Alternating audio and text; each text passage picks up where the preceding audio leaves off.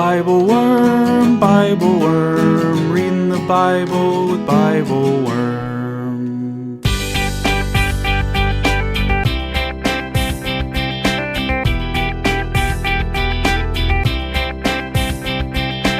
Welcome to BibleWorm, getting to the core of the biblical text. I'm Dr. Robert Williamson, professor of religious studies at Hendrix College and theologian in residence of Canvas Community in Little Rock, Arkansas.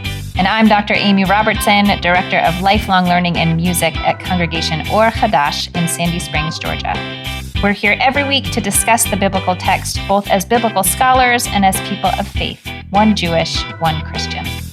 This week, we're reading the story of the contest between Elijah and the prophets of Baal, as told in 1 Kings 18, 17-39. We find Elijah demanding that the people of Israel make a choice between God and Baal, insisting that they cannot serve both. Elijah engages in an elaborate contest with the prophets of Baal, calling down fire from heaven to demonstrate that the God of Israel is truly God. Only after seeing the fire do the people finally confess, "The Lord is God, the Lord is God." We think of the ways that we too are called to make a choice between the God of the Bible and the gods of the dominant ideologies of militarism and consumer capitalism. But we must make that choice without the benefit of fire coming down from heaven. We're asked to make the choice on slimmer evidence, given in symbol and ritual and prayer. That must suffice for us to confess, "The Lord is God, the Lord is God." Thanks for joining us.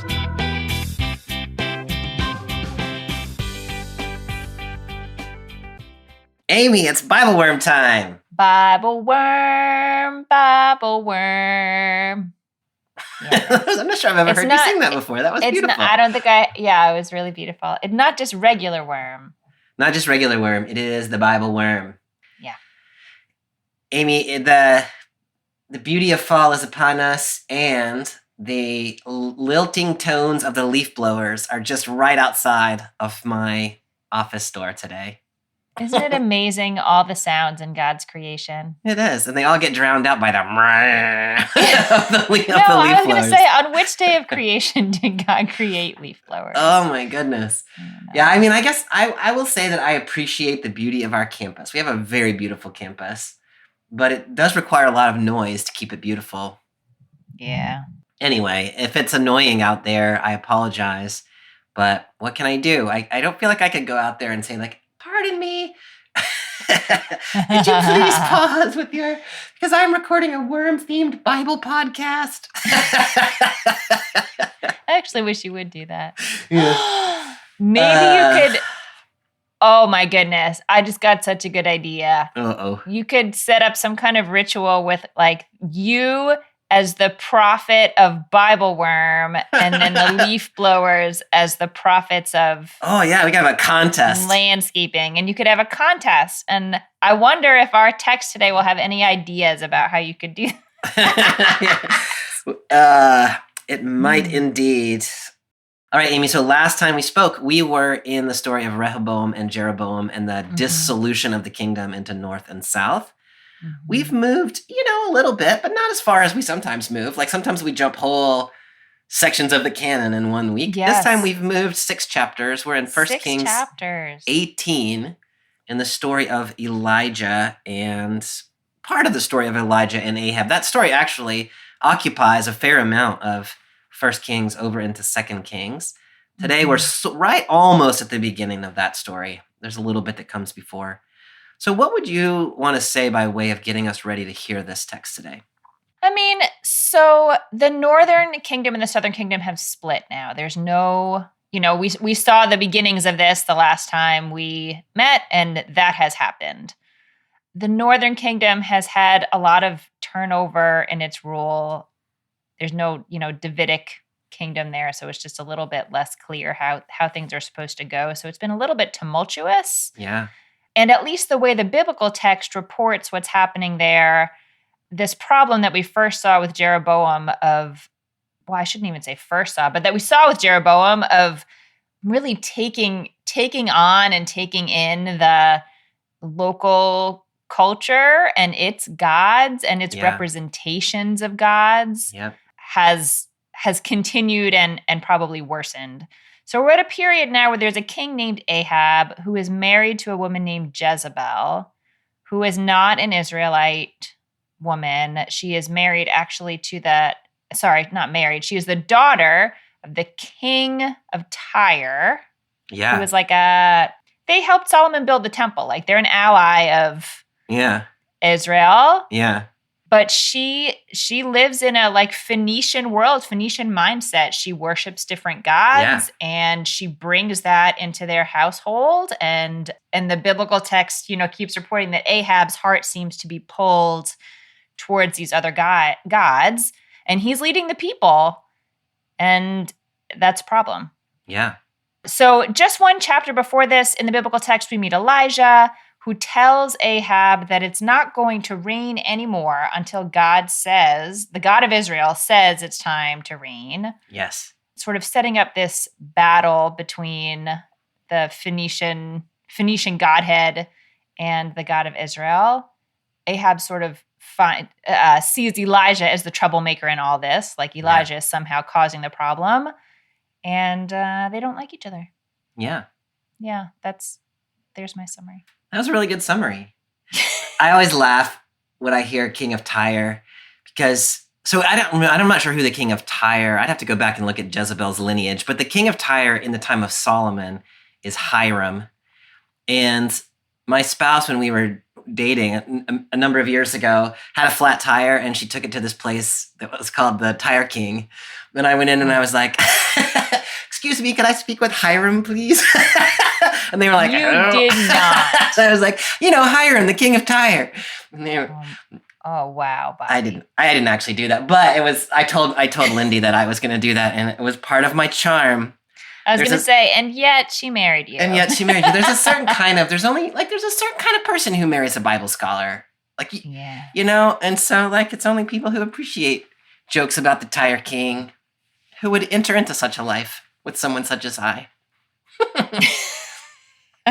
The other thing related that's probably worth saying is just that we oftentimes think of Israel and Judah as the big kids on the block, everybody wanted to be them in the ancient world. If you just read the Bible, that's kind of the impression that you get. Historically speaking, Phoenicia was actually quite a cosmopolitan place. It was an international trade center. Tyre and Sidon up on the sort of northwest coast and modern-day Lebanon were very central to trading all through the Mediterranean. And so Jezebel, it's not like she's from some podunk backwoods place. She is from, one of the leading cultures of the time, and she is married into Israel. And so she's trying to bring Israel into the sort of modern world, so to speak, get them caught up with the times. And so it's sort of an interesting dynamic. The biblical text, of course, is very opposed to this sort of progressive or international cosmopolitan perspective that she brings. Yeah. No, it's an interesting way to think about it. The city kid and the country kid get married. All right, so our text today is 1 Kings 18, 17 to 39. And it picks up, as you were saying, just sort of in the midst of this drought that has been brought on that that Elijah has announced in the previous chapter due to Ahab's sort of worship of other gods. Mm-hmm. When Ahab saw Elijah, Ahab said to him, "Is that you, the one who troubles Israel?" Elijah answered, "I haven't troubled Israel. You and your father's house have. You did as much when you deserted the Lord's commands and followed the Baals. Now send a message and gather all Israel to meet at Mount Carmel. Gather the 450 prophets of Baal and the 400 prophets of Asherah who eat at Jezebel's table." This language of the troubler of Israel, it's just so interesting. And there's the back and forth, you're the trouble of Israel. No, you're the trouble of Israel. Can you talk a little bit about what's going on there? I mean, in some ways, I feel like Ahab has confused the messenger with the source. Everything was kind of fine until Elijah told Ahab it's not going to rain anymore. Yeah. In the previous chapter. And so I guess it's in some ways not unreasonable for Ahab to think Elijah caused that. Yeah. But what Elijah is saying is like, I didn't cause that. I just told you it was going to happen. Your behavior is causing it. Yeah. Bobby, it's just hard to know how God works in the world because God works through people and nature and, all kinds of turns of events. And so, yeah, I just feel like they're in this moment of like, it's hard to know what is really the cause of what's happening. That's really insightful. It reminds me, I think prophets are often treated this way. Yeah. Right? Where you point out a problem in society and like the mainstream society says, stop causing trouble. Mm-hmm. When in fact, what you were doing was pointing out that from a certain kind of perspective anyway, there already was trouble there.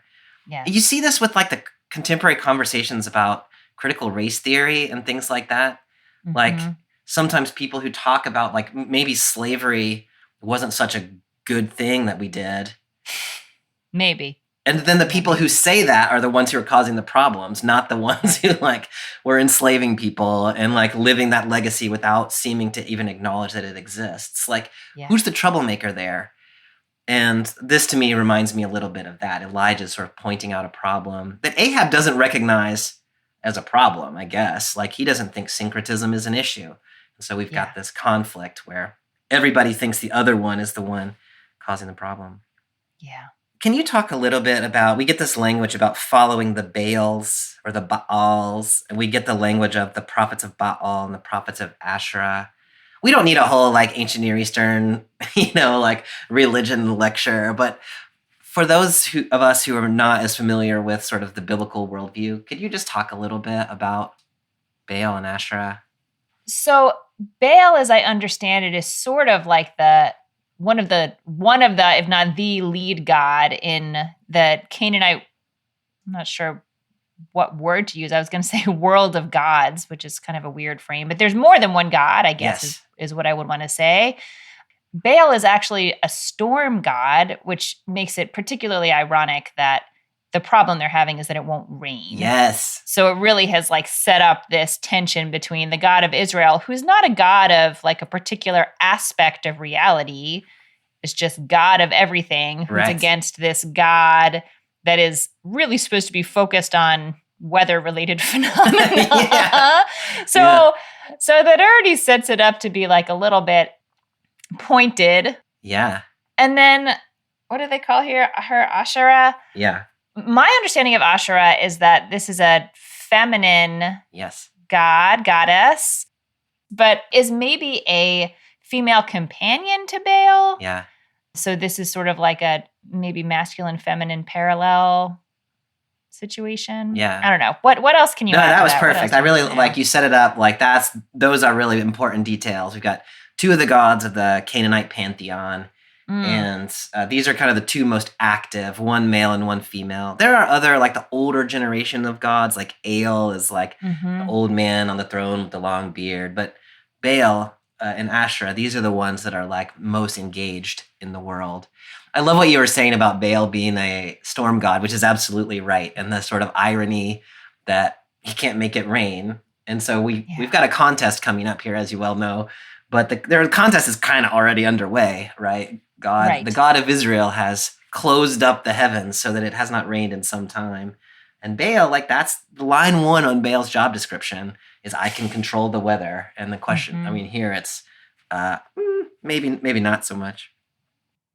Amy, there are so many prophets. We've got 450 prophets of Baal and 400 prophets of Asherah. When you come to prophecy through like biblical prophets, you tend to think of them as these sort of isolated figures. Like there's maybe one or two of them running around at the time. Here we've got 850 prophets that apparently work for Ahab and Jezebel. Can you just talk a little bit about that?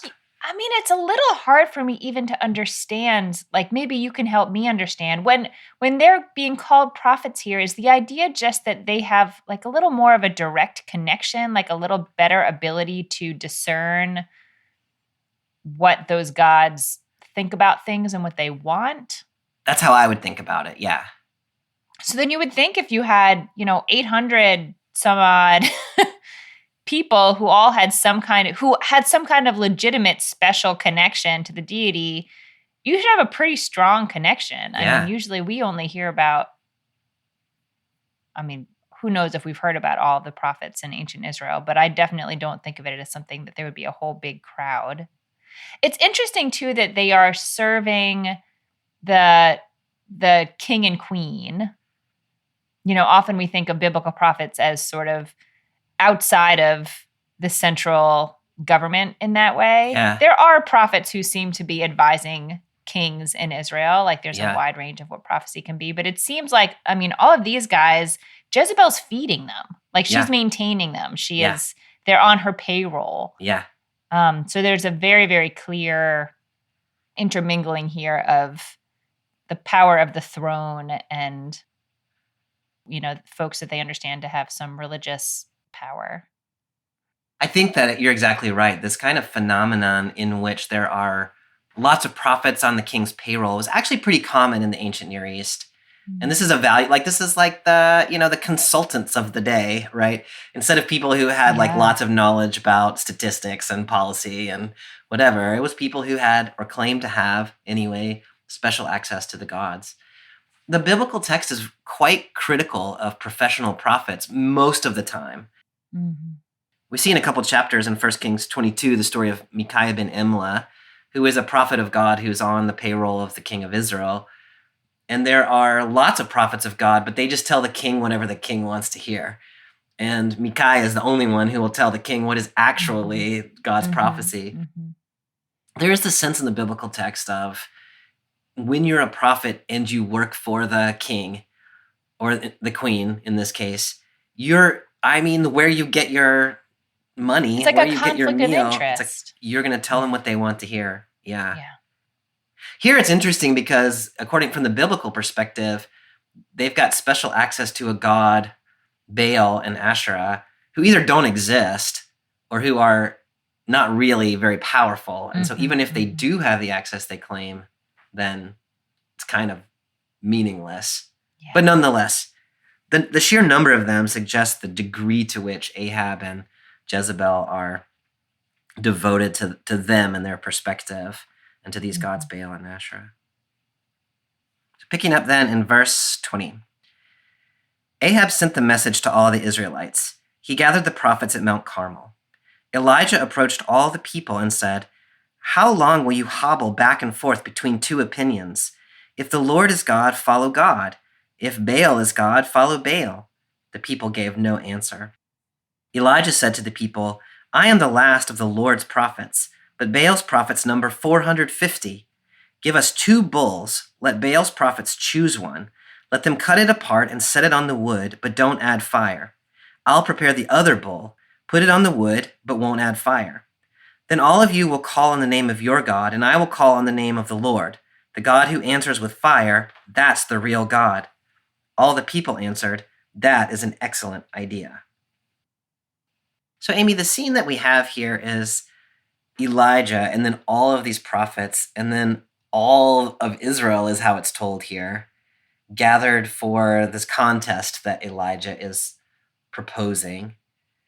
The first thing, though, that Elijah does is to address the people. And in the CEB translation, how long will you hobble back and forth between two opinions?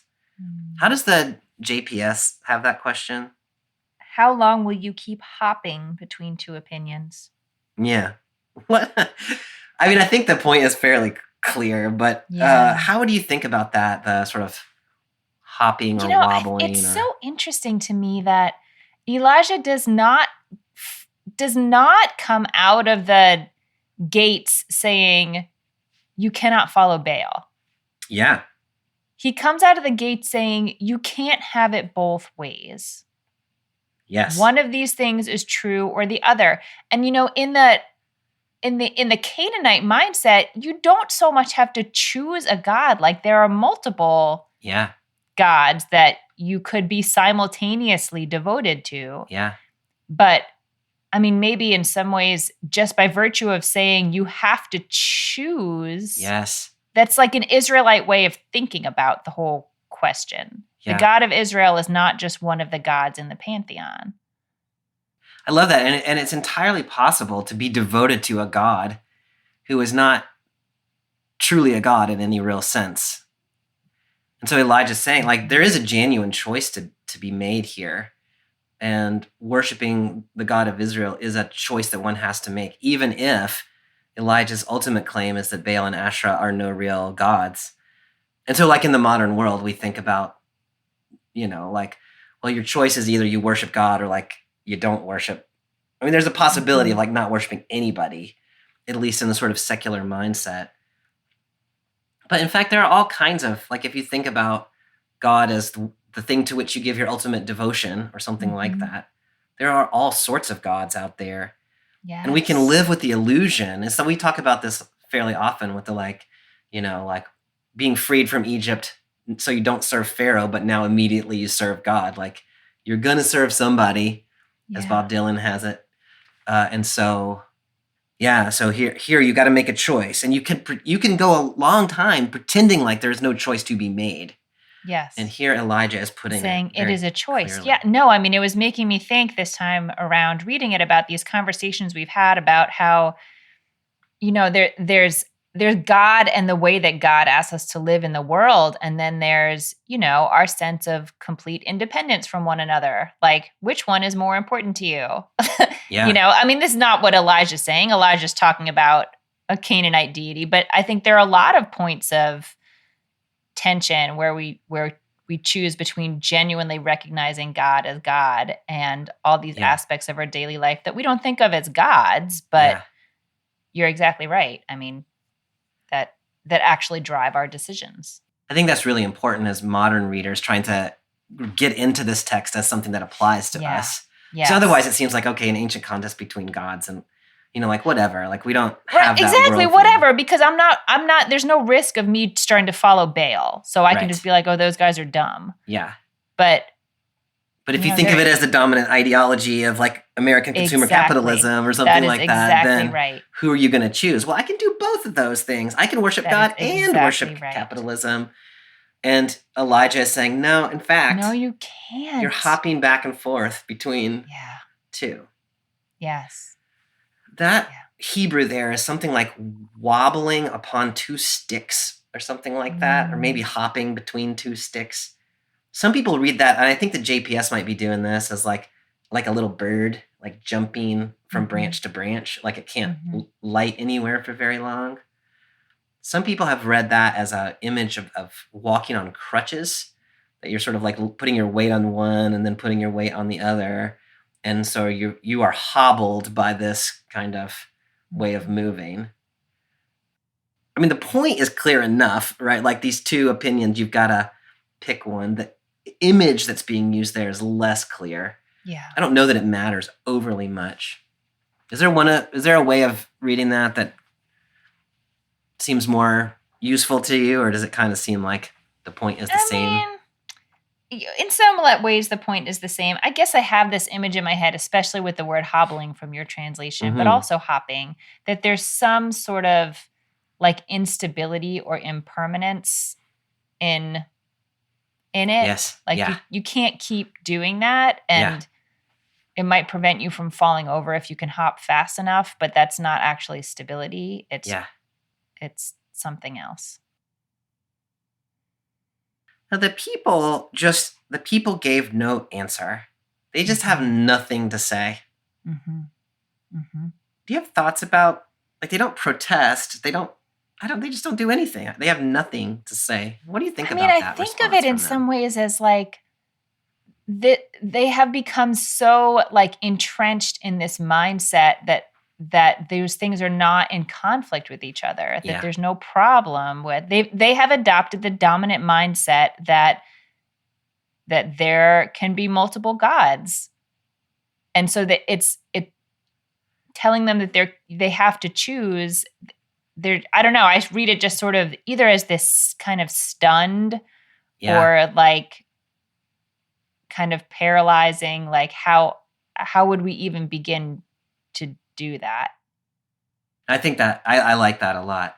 Sometimes when I teach around in, churches that are more on the upper middle class spectrum, And I try to sometimes lay out this sort of choice that modern people might have to make. And oftentimes it is met with sort of a stunned silence or like Yes. We don't actually have to make Exactly. that choice. We don't know what you're talking about. And I think that's a good way of reading this. The other way of reading it is to say, if they were to stake a claim, it feels too risky to them because they really don't know which one is legitimate. Maybe they don't have to make a choice, or maybe they would pick the wrong one. Yeah. And so the safe move is just to say nothing, because what if we put our lot in with the God who is not the real God? Yeah. And then the other God's going to be angry with us. So Elijah proposes this contest with the cutting up of the bulls and the like whoever calls down fire and the fire comes down, that's the real God. Can you just talk us through what's happening here and why do you think Elijah proposes this kind of a It's contest? such an interesting contest because it's really like, if we imagine that the people are just kind of stunned because it never occurred to them that they had to choose and they feel like they have no grounds on which to make that decision. It's like Elijah's trying to give them some kind of fairly objective data that anyone can see. Yeah. Anyone could agree that this is happening or not happening, with this, kind of forced situation where they're going to, set up two different sacrifices, but he's going to give every advantage to the folks who are on the side of Baal. We'll see it more sort of as it unfolds, but even as it starts here, like we'll have two bulls and you guys choose your bull.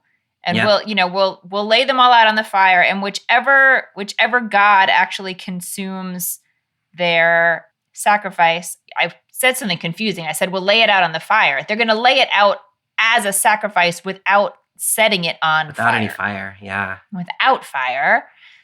And then whichever God sends fire from the heavens to consume the sacrifice, that's the real God. Now, this, is not really a thing that God usually does. It's not like that's usually how sacrifice works. Right, yeah. So it's always very surprising to me here. I'm like, did Elijah make this up and is just hoping God wants to play this game? Yeah. Or later on he'll say that God told him to, but we don't get any... Yeah, there's nothing in this part of as we build up to it. Maybe Elijah's just going out on the limb and trusting that God's going to back him up. Yeah. I like that. I was thinking that we've talked about how Baal is a storm god. And so I was wondering if the fire is coming at Baal from his weak point, right? But I think what's happening here is that Baal is a storm god and therefore controls lightning. And so it would be perfectly reasonable to think that Baal could send a lightning strike that would catch this sacrifice on fire. Mm-hmm. Is that how you read it? Is this about? That's a good question. Lightning? Is this actually a legitimate test? Honestly, I feel like the bigger question is, do the people think it is? Yeah. And they do. Yes, the they people do. say very good. They could not answer Elijah before. Yeah. When Elijah said you had to choose. But when Elijah said, I'm going to do this, and then you'll see who responds, the people say, excellent. Yeah. Why do you think they think that's an excellent idea? It just seems kind of fun? Or now they're going to have the evidence they need in order to make a decision? I think because it gives them some kind of objective evidence. I think the people feel like they have no evidence. Even though there's a drought, Yeah. A drought is kind of vague. That could mean a lot of things. Yeah. And I don't know, it feels like a sort of controlled environment where you've announced some kind of miraculous outcome in advance. And so it does seem like it would be some kind of real evidence for them, some kind of proof. Yeah.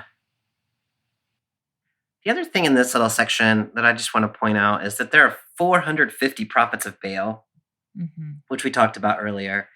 And then Elijah has said, I am the last of the Lord's prophets. So his sense anyway here is that he's the only one. So 1 versus 450. And there was maybe nobody else he could go and call on. Yeah. Do you thoughts about that like just the weight I of mean, numbers. it just feels like such an extreme. It's like another example of the extreme underdog posture. Yeah. If we imagine that these prophets of Baal all legitimately have a connection to Baal, who is a legitimate deity, Yeah. then it would be so easy Yeah. for them to drown out whatever Elijah is able to do. Yeah. The Bible really likes that underdog. Yeah. I like that because way of it makes reading it so clear that it's God Yeah. doing it. Yeah. Is there another reading that you? Well, I was have going in mind? a slightly of a different direction, but I like that reading of this is another in the example of the way in which this contest is weighted in one direction. I think it is that. The other thing that occurs to me is just in the previous chapter, we got to notice that the prophet Obadiah had hid another 100 prophets of Israel from Ahab. And so it seems that there actually are other prophets running around in Israel. And yet Elijah, and so either he's doing it for dramatic effect, which is what you're sort of suggesting, which I think is a nice reading. Or there's another reading which maybe is a little bit tangential to the text, but that for whatever reason, this position that Elijah is in as a prophet and a public prophet makes him feel very isolated and alone, as though there is no one else that is on his team. And I just think that is often an experience that people who are leading some sort of prophetic, countercultural movement often, at least in moments, feel like they're the only one and I'm all by myself. But I don't know, I'm just thinking about something along the lines of thinking you are the only one, when in fact you have a team. They're just a little bit, they're not immediately available. That's a really interesting reading, just especially the way Elisha's character unfolds over time, that maybe he doesn't need to be doing this alone, but he imagines that he does. Yeah. Hi everyone, it's Bobby here from the BibleWorm podcast. If you find yourself listening to this episode thinking, man, I really wish I knew all of this stuff last week, have we got a deal for you. Maybe you're a pastor who wants to work a week ahead on your sermon. Or maybe you're a Bible nerd who wants to show off your Bible knowledge at the water cooler before everyone else has a chance to listen to the episode. Whatever the case, if you'd like to get early access to our episodes, you can join our Patreon at the early worm level or higher. You'll get access to every episode a week before it's available to the general public. You'll also get a truly amazing BibleWorm sticker and the satisfaction of supporting a good cause. Oh, and you'll get ad-free episodes so you won't have to keep listening to messages like this one. Visit patreon.com/BibleWorm podcast for details. As always, thanks for listening to BibleWorm. And now back to this week's episode. Anything else you want to say about the setup for our contest before we get to our contest? No, I think we should get to the contest. So picking up with the contest in verse 25. So Elijah said to the prophets of Baal, "Choose one of these bulls. Prepare it first, since there are so many of you. Call on the name of your God, but don't add fire." So they took one of the bulls that had been brought to them. They prepared it and called on Baal's name from morning to midday. They said, "Great Baal, answer us." But there was no sound or answer. They performed a hopping dance around the altar that had been set up. Around noon, Elijah started making fun of them. "Shout louder! Certainly he's a god. Perhaps he is lost in thought, or wandering, or traveling somewhere. Or maybe he's asleep and must wake up." So the prophets of Baal cried with a louder voice and cut themselves with swords and knives, as was their custom. Their blood flowed all over them. As noon passed, they went crazy with their ritual until it was time for the evening offering. Still, there was no sound or answer, no response whatsoever. So the prophets of Baal, they do all sorts of things here trying to get their god Baal to respond. Can you just talk a little bit about they're hopping around, they're cutting themselves, they're shouting really loud, like thoughts about their approach here? Okay, first of all, I just have to say that reading this, especially you reading it aloud to me just now, I was like, they're not measuring. Elijah's not, that's the thing about these tests. Like, you have to be careful what you're measuring. It doesn't say to me whether Baal exists or not. It says whether Baal can be controlled by his prophets behaving in this manner, like whether they can force Baal to do something with their like collective ritualistic behavior, which is not going well. It is not going well. Yeah. My understanding of what they're doing is just that this was like a ritual way of trying to call upon Baal to like invoke their deity. I don't know what else to say about it. I assume they're not making things up on the fly, that this is their practice. Do you have more to say? I don't really know what to make of all the specific rituals, but I think you're right. The hopping dance, I think this is probably a common practice of them. As it gets further into the day and they start gashing themselves, I think that's, the like really trying to draw Baal's attention, the sort of self-flagellation. Like we see this in other traditions as well. And so there's this sort of progression and increasing desperation maybe as the day goes on about ways to get Baal's attention. The point you're raising is really interesting about whether this is a question of does the God exist or not exist versus can you manipulate the God through ritual action? Because in just a minute, I mean, spoiler alert, Elijah's going to do a similar thing and God's going to respond. Yeah. Which if you follow that line of thinking, then what this proves is that the God of Israel can be manipulated, by a prophet, right? Right. The other way of thinking about it is the God responsive to the needs of the people? Yeah. In the moment. And here it appears that Baal, even if Baal exists, is just not that interested, even in a moment when Baal's sort of reputation is on the line, is not that interested in responding. Yeah. Now, Elijah gives them a couple hours and then at noon starts making fun of them. I just love this guy. He's so funny to me.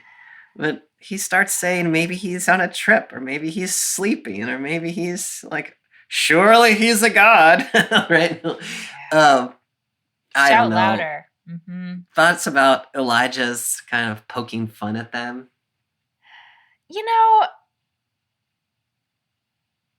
For whatever reason, this time around, reading this, like, it stung a little bit because I feel like, not that people say these specific things about the God of Israel when God does not respond immediately to situations of suffering, but there are actually a lot of theologians who wrestle with the question of why God allows suffering to happen, or even like in the story of the beginning of Exodus, when God responds to the suffering of the Egyptians, there is definitely a sense that they had to like cry out, like scream in the way that you're like panicked, like you're about to die, like you can't go any further.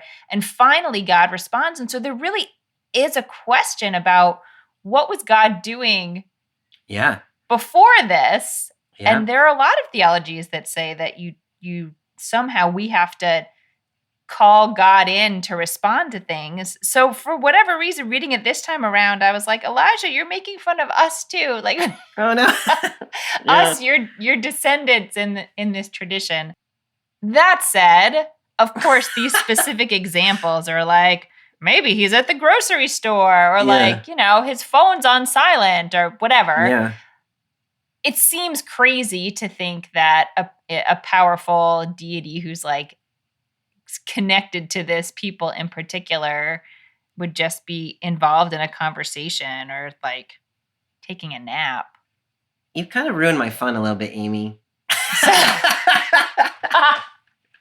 Because the comment I was ready to make now is like one of these expressions means maybe he's pooping. Like maybe he's using the bathroom. That one, like the one maybe he's wandering is sometimes understood as a like reference to like, that's maybe amazing. he's gone to the bathroom, which is hysterical.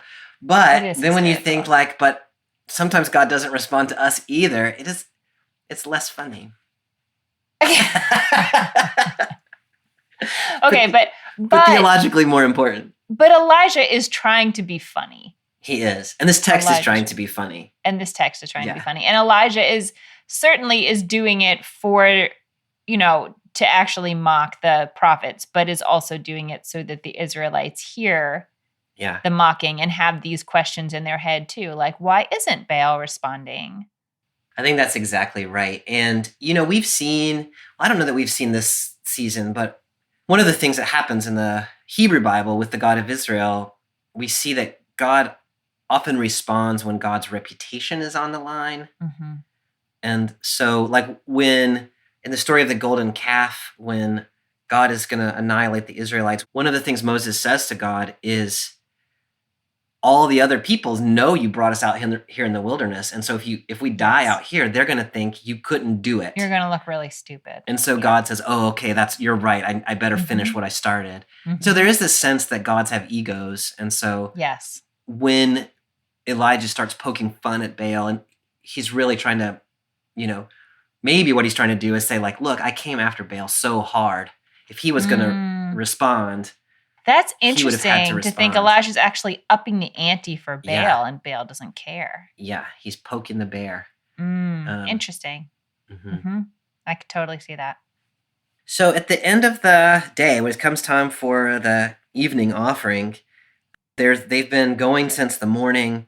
We get the impression that it's been, maybe like 6 or 8 hours or something. They've been doing this all day, and there's no response, no sound whatsoever. Picking up in verse 30. Then Elijah said to all the people, "Come here." All the people closed in, and he repaired the Lord's altar that had been damaged.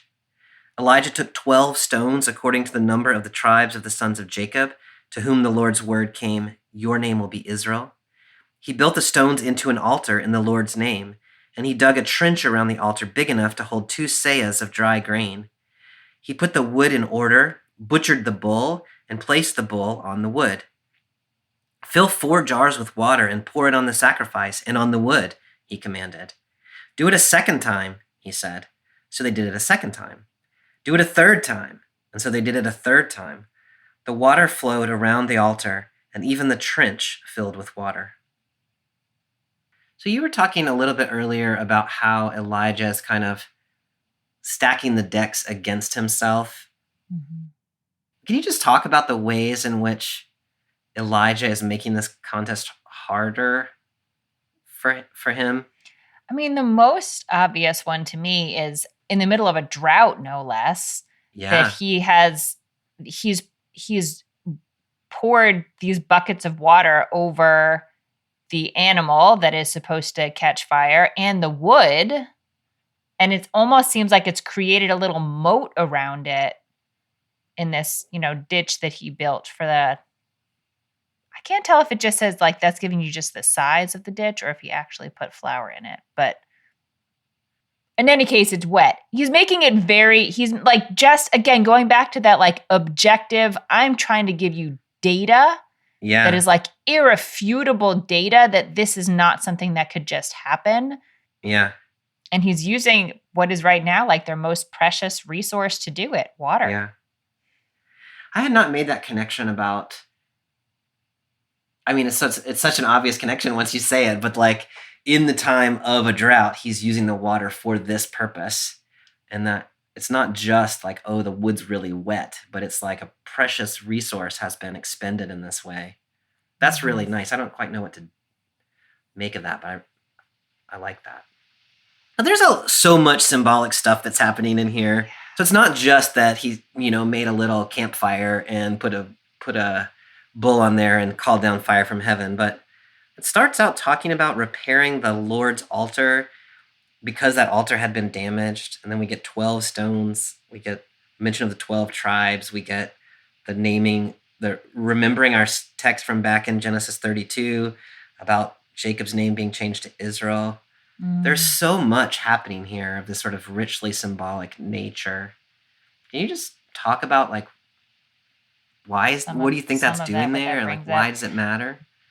I think in an ideal world, look, like Elijah's got kind of a big, I think, ego, maybe rightfully so, but in order to facilitate what he really wants to facilitate here, he kind of has to get out of the way. Like, he's trying to remind the people and get them to feel their relationship to this God.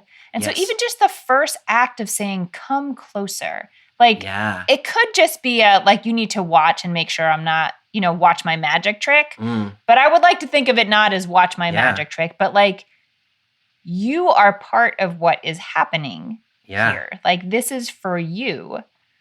And the 12 stones for the 12 tribes, I mean, there's a pointedness in this while the kingdom is split. Like, the 12 tribes are not present here. But it's this reminder, again, sort of going back to the idea of like Jacob and the changing of Jacob's name to Israel. Like, you come from one root and you are all sort of present here at this. You're here, like, you have skin in the game. Oh, it's making me think back to the reading we did last week where the people said we have no stake in David. Like, this is not ours. Like, this is such a clear ritual to me of like, this is yours. This is you. This is, like, it's not actually about me, Elijah. It is about you. I don't know. I wonder how much all of this resonated with them. It's like trying to get back to some kind of like peoplehood memory that goes before they were introduced to cosmopolitan, Phoenician, the world, like the big wide world, and just like gets back to this core identity that's like beneath all those other layers. I really love that, Amy. Reminding the people of their story and of who they are. I think that also moves in the other direction, which is reminding God who God is in relation to this people. I think those stories always work in both those directions in this sort of covenantal mindset of the Hebrew Bible. And so it is like repairing the altar of the Lord is reminding, the people, like, we need to pay proper respect to God, but it is also showing God, like, we're tending to the things we need to tend to. Remember that there are the 12 tribes that are your 12 tribes. Do you remember back in Genesis 32 when you wrestled with our ancestor and changed his name to Israel? Like, that's us.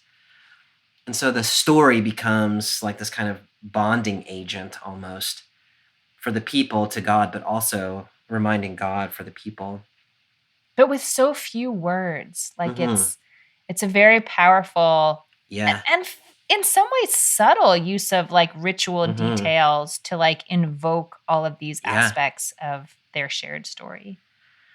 Yeah, which says something about the importance of symbol and ritual in this relationship for sure. Because the only real words here would come here, and then and that's even an aside. I was thinking he had invoked your name will be Israel, but that's the narrator just telling us why he did the 12 stones. And so that those words are not said out loud, your name will be Israel. They're just, it's left to the people and to God to recognize the symbolism of the 12. That's right. There's another 12 in here that is a little subtler, and I don't know if it's meant to be here or not, but Elijah has them fill 4 jars 3 times and pour it on the wood. So there's 12 jars of water that has been poured on the wood. And so the symbolism is thick here in all of these ways. Yeah. Of course, the more practical point in terms of all the water is Elijah has made it really difficult, like even more difficult than it is to light a bonfire, from heaven. Now it's a bonfire to be made with sopping wet wood. Okay, let's see how the contest turns out, picking up in verse 36. At the time of the evening offering, the prophet Elijah drew near and prayed, Lord, the God of Abraham, Isaac, and Israel, let it be known today that you are God in Israel, and that I am your servant. I have done all these things at your instructions. Answer me, Lord. Answer me so that this people will know that you, Lord, are the real God, and that you can change their hearts.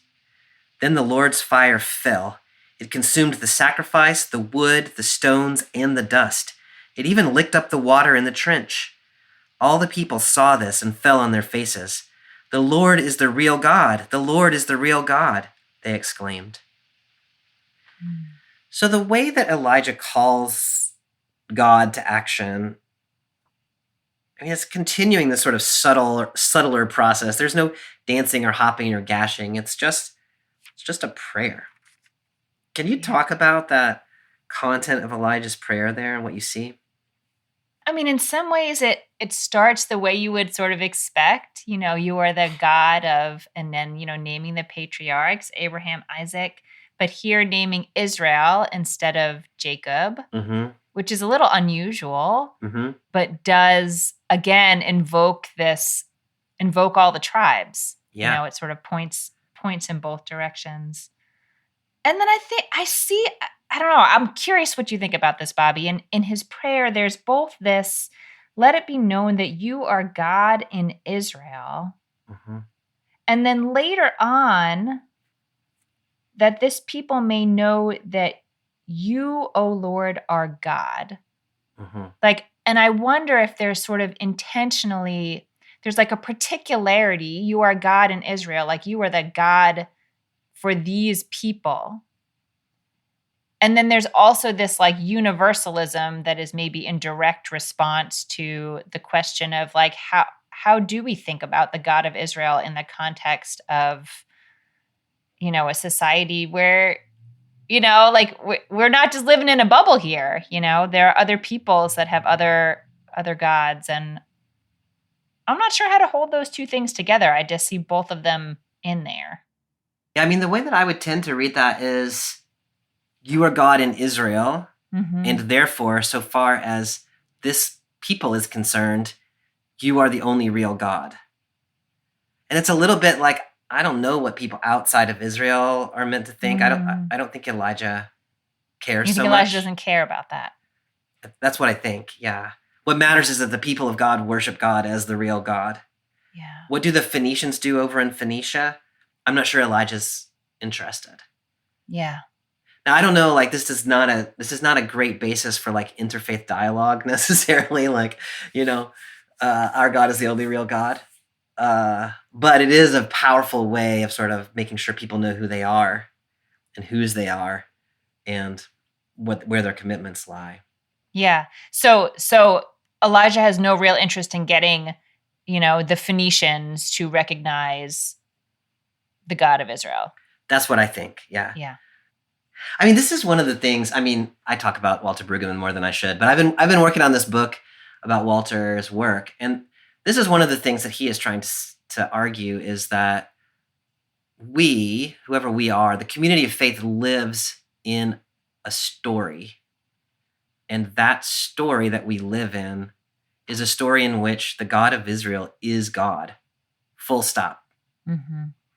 And other people live in other stories.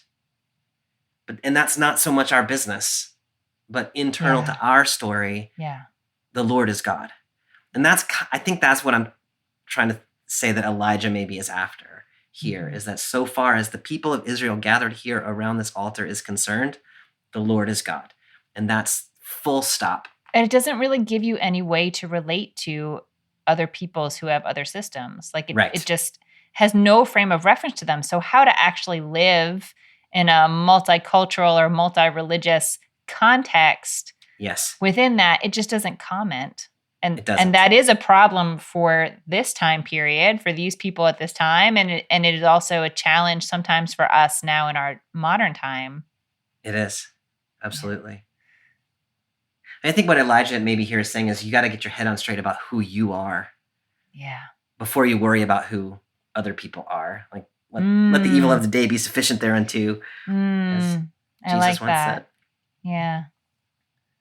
Now, you mentioned this, Elijah, sort of here a little bit retrospectively. Says, I've done all these things at your instruction. Like, by the way, all this crazy stuff that's been happening, like, you told me to do that. And there's also this, like, let it be known that you are God, but then also let it be known that I am your servant. Yeah. So there's a little bit of, like, he's involved in this contest, too. He's got something to prove. I don't know how I feel about that. Yeah. What do you do with that? I mean, I think you could read it as sort of ego, and Elijah's got one. I also think you could read it as like, look, he's about to bring on this great piece of data, but it is true that it could be interpreted in different ways. Like this could be interpreted as witchcraft. Like this could be, like, and what he needs to happen is that it is not, is that the whole point is that this miraculous thing that's about to happen is supposed to be taken as direct evidence of God's presence and power. I guess in order for that to happen, they have to see Elijah as a servant of God. Or it could just be ego. Yeah. So the fire comes down from heaven. It consumes like everything, not just the bull, but like the wood. It licks up the water, the little tongues of fire. Yeah. Lick up the water. I mean, so this is just a demonstration of like how completely powerful this thing was. Is there anything else to say? Like, and in contrast to the like utter silence of the Baals, now there's this like overwhelming response from God. I mean, yeah, I don't have any real nuance to add to it. Like, it just seems like the way that Elijah has set it up, Elijah sets up a black and white duality, and says like, you have to choose between these two things. There is no continuum. There's no real nuance in this. Yeah. No. And the test that he has set up has no real nuance in it. He's made it as stark as he can. And the answer is stark. Yeah. My favorite thing, this detail here, is that, at least in this translation, it's like it consumed the sacrifice, the wood, the stones. I'm like, oh my gosh, this fire is consuming rocks. And then it's like, it even licked up the water. And I'm like, that seems less impressive to me. Like, it even consumed the stones. Like, that would be a real... Anyway. No, it is unquestionably miraculous. Yeah. So this is what the people needed. They fall on their faces. They declare, the Lord is God. The Lord is God. And so that they have now committed themselves, I guess, to the God of Israel. I don't know, like I'm glad that they did. Like, this is a very convincing demonstration. I would love for them to have been able to get to that point without that having to happen. Yeah. But that is apparently what they needed. Right.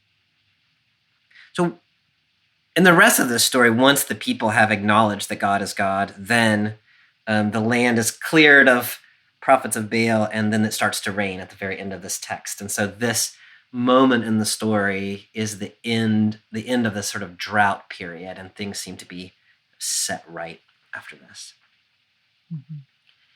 Amy, there's a lot going on in this text, and we've raised a lot of things. My head's going in so many different directions.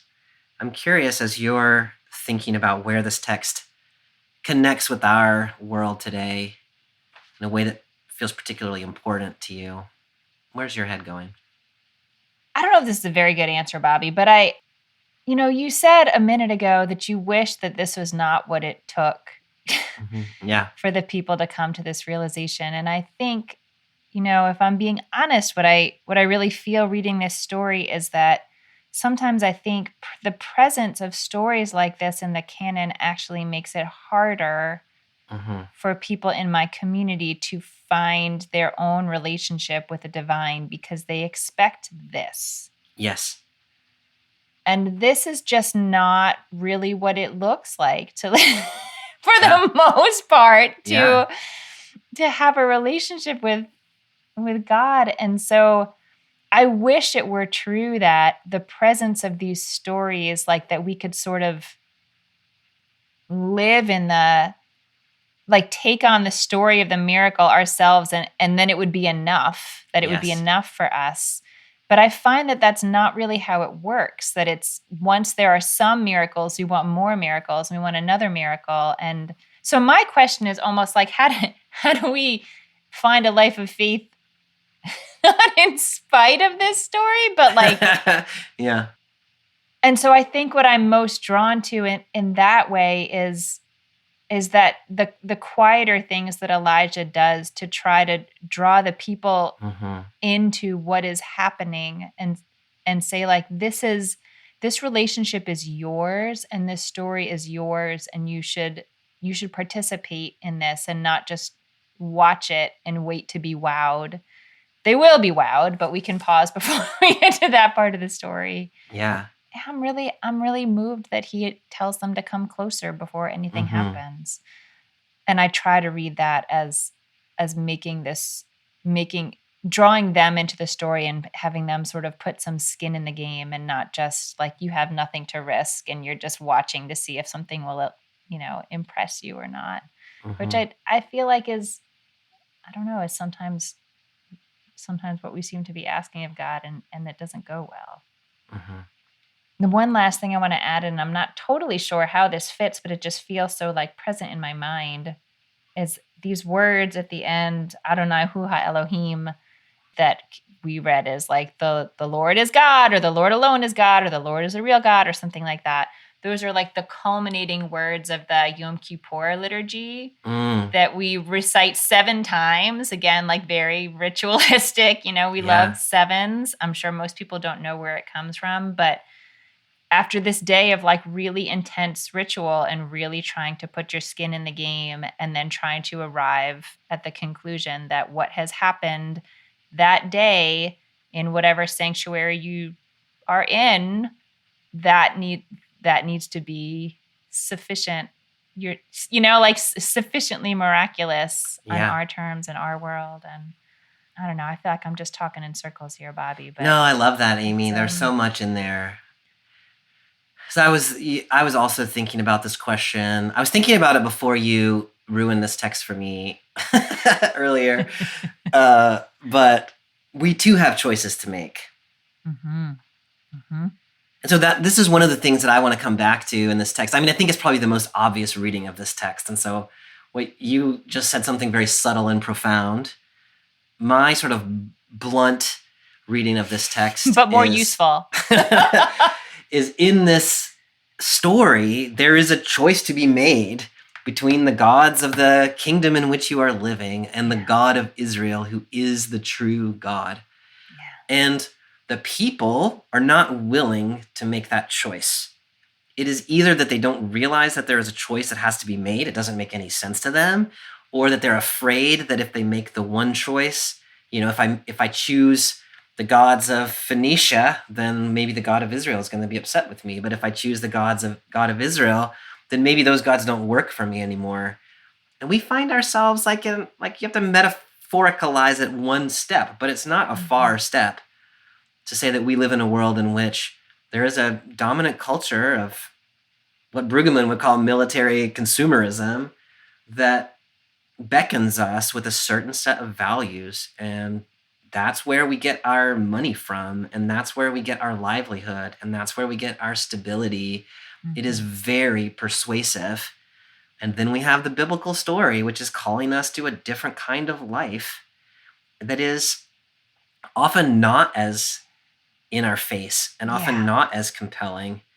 And we would love it if there was not a choice to be made between those two. And I think lots of us, myself included, I mean, I'm speaking as a tenured professor at a relatively elite liberal arts institution who this system is working well for me, and the cost of thinking about in what ways are these things actually not compatible might be high. And so I would just as soon say nothing. And this text is saying that the nothing option is not a real option. You've got to choose, as Joshua says in Joshua 24, choose this day whom you will serve. And there is a choice that always must be made. Which brings me back to where you ended, which I thought was so beautiful, that you and I have to make that choice mostly without fire coming down from heaven and licking up the stones and the water around the offering. We make that choice based on ritual and symbol and a reminder of the people to whom we belong. I love what you were saying earlier about the 12 tribes, even though right now we're actually in a period of division. Like, we remember that we belong to all of them, even though we are separated from each other in some ways. And that's true in the Christian world in some stark ways, but we belong to each other. And so we have that, and we have the memory We have the invocation of Abraham, Isaac, and Jacob. Mm-hmm. We have that invitation in Deuteronomy 5 that you were there, the covenant is made with us. Yeah. This story, in that sense, did happen to us. It just doesn't happen to us on the daily. Yeah. And so, like, this is our story too. Sometimes it doesn't feel like much to hold on to. It doesn't feel like a lot to make this kind of choice when I can look at the balance on my, 401k and tell whether I'm secure or not. This story is not a lot to put one's trust in, but it's the story we've got to put our trust in. Yeah. All right, Amy, next week we are moving on to the prophets. We'll be in the book of Hosea, chapter 11, verses 1 to 9. Okay. It's so funny you said the prophets. I was like, we're already in the prophets. Oh, right. Jewish-Christian difference. Right. Okay. Oh, that's true. Yes, the other prophets. Yeah, we've been in the historical books. Yeah. Yeah. You're right. Great. Okay, well, I look forward to that. All right, me too. See what he's got to say. Okay, Amy, thanks for this conversation. I'll see you next time. Have a good one. See you next time. Thanks for joining us for this week's episode of BibleWorm. If you've enjoyed this free podcast, we hope you'll help us keep it going by joining our Patreon for as little as $4 per month. You can also sign up for other goodies like early access, video lectures, weekly liturgies, and more. Visit patreon.com/BibleWorm podcast for details. BibleWorm is produced and edited by Bobby Williamson. Our theme song is sung by Colin Bagby, and our theme music is The World at Large by Dano Songs. Many thanks to all of our Patreon supporters for helping make this podcast possible. Join us again next time when we'll discuss Hosea's metaphor of God as Israel's parent in Hosea 11, 1 to 9. Until then, keep on digging.